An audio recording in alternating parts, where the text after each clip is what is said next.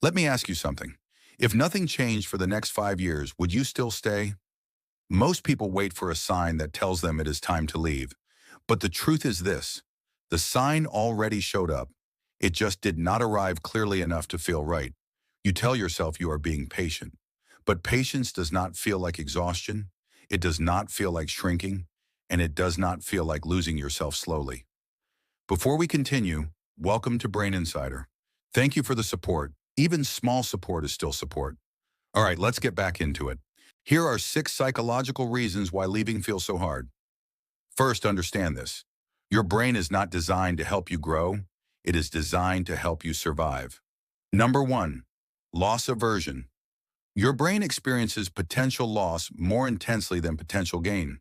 Even when leaving could improve your life, your mind exaggerates what you might lose and minimizes what you could gain. Fear does not always come from danger. Sometimes it comes from attachment. Number 2, identity attachment. You are not just leaving a situation.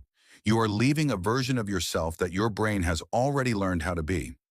Letting go feels like self-erasure, even when it is actually self-expansion. The longer you stay, the harder it feels to leave.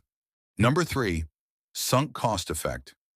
Your brain resists abandoning something you have already invested time, energy, or emotion into. It convinces you that staying longer will justify the past, even when it only deepens the cost. But it goes deeper than logic. Your body's involved too. Think about someone who stays in a relationship that no longer valued, not because there is love, but because there is history. They know the patterns. They know which topics to avoid.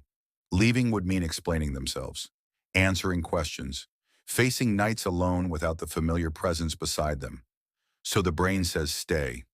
At least this loneliness is predictable. Over time, their nervous system adjusts. They convince themselves they have invested too much to walk away now. Years, memories, promises. Eventually, they stop listening to the inner voice telling them this connection is draining them. Not because the signal disappeared, but because ignoring it feels safer. And one day they realize the hardest part is not leaving. It is admitting how long they stayed after they knew.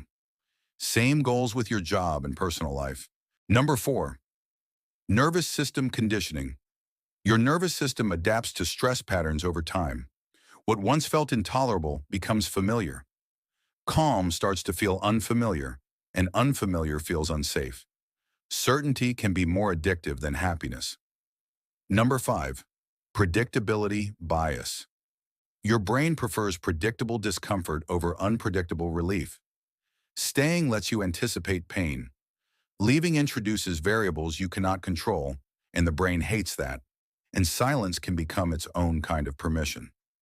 Number 6, self-trust erosion. Each time you ignore your inner signal to leave, your brain learns not to listen to you. Over time, you stop trusting your instincts, not because they are wrong, but because you trained yourself to doubt them. Here is what you need to hear. You are allowed to outgrow places that once felt right. You are allowed to change your mind. You are allowed to walk away without carrying guilt. Growth does not always look like building something new. Sometimes it looks like releasing what no longer aligns. You do not leave because it is easy. You leave because staying asks you to become smaller. And when you finally choose to leave, you are not running away. You are returning to yourself.